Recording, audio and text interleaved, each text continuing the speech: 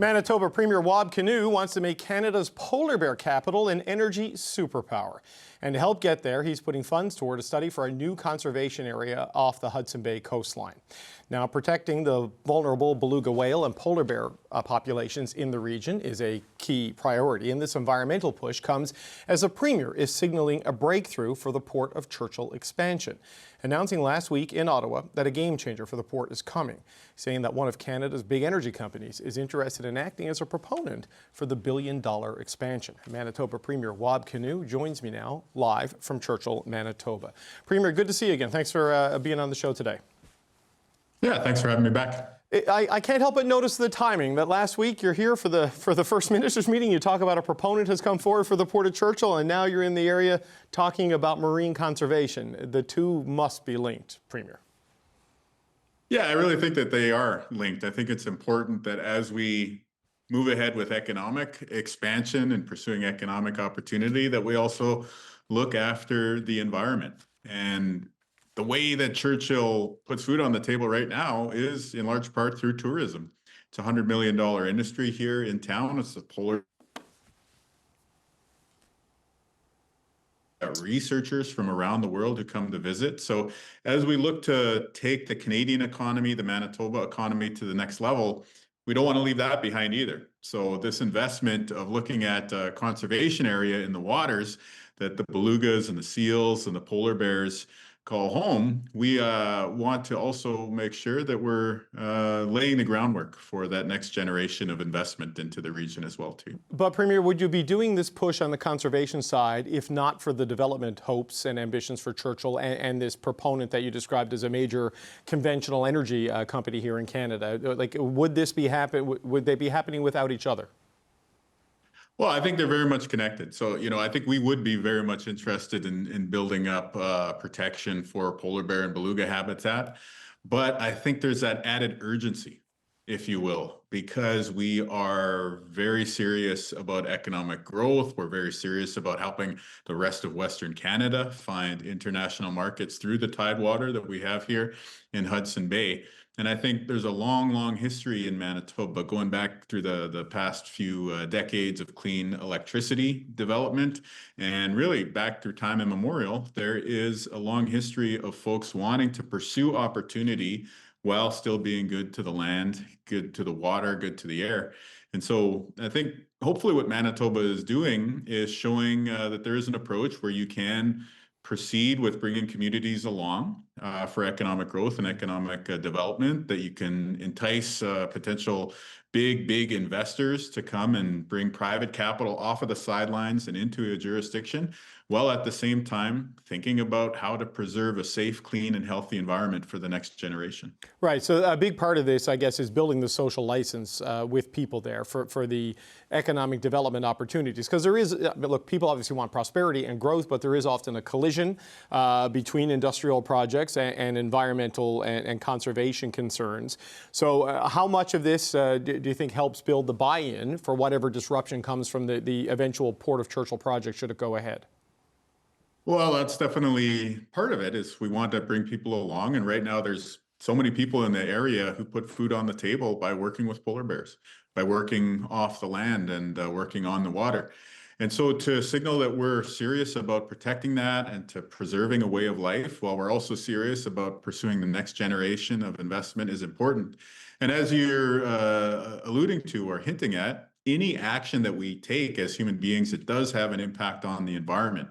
So I think for us to do some of the research now, to engage with First Nations, Inuit, to engage with Métis, to engage with local voices from all backgrounds about the environmental issues, about the marine issues, I think that that's really, really important for us to have a clear understanding of if we are to be successful in getting this mega project off the ground, because then we'll have a clearer picture of what it is that's a priority to protect. We'll have a much clearer inventory, if you will, of all the environmental considerations for people here in the region. And I think if we do that right from the outset, it's probably the way that will most likely to be successful at preserving a safe, clean, and healthy environment.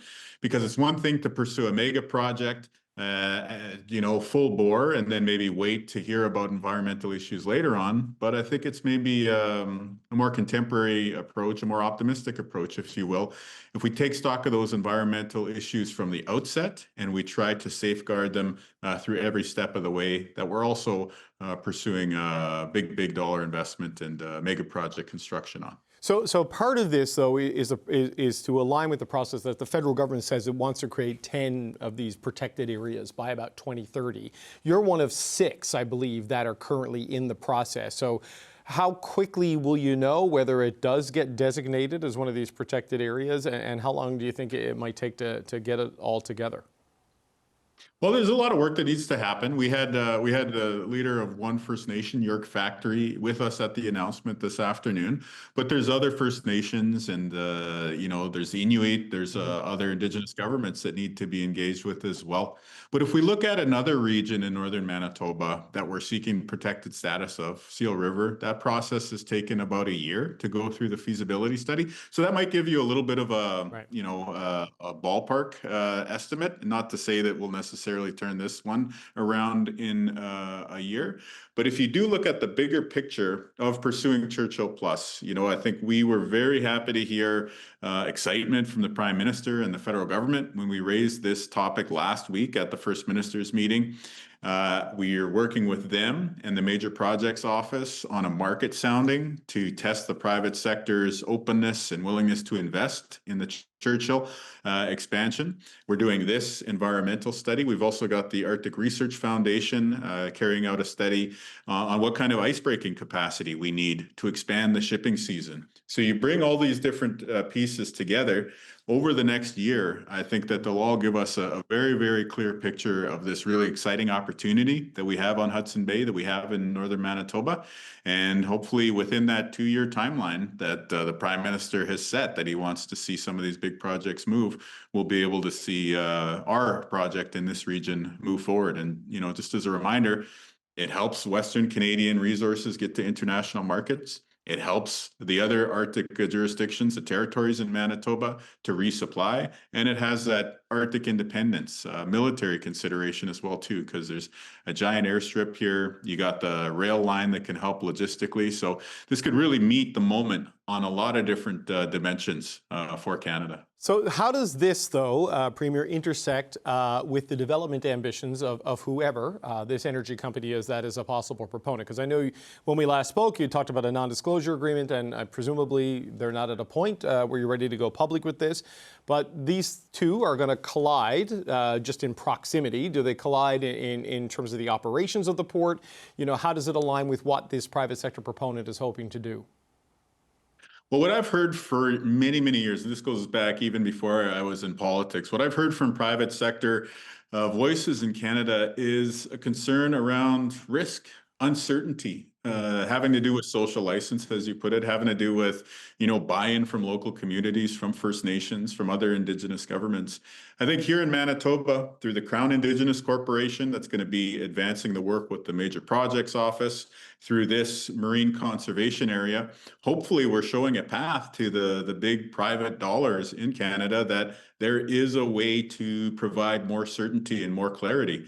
And, who knows, maybe this idea of showing that you care about the environment, showing that you're going to get communities on side from the get-go is not only a way that you can de-risk investment, but I'm optimistic that this might prove to be as quick or quicker than some of the other approaches that are being taken around mega projects in other parts of the country. Well, I mean, that's not how the pipeline project, for example, is going. I mean, is that a critique of the process we're seeing with the push for an Alberta pipeline to the BC coast, or just an assessment of reality, sir?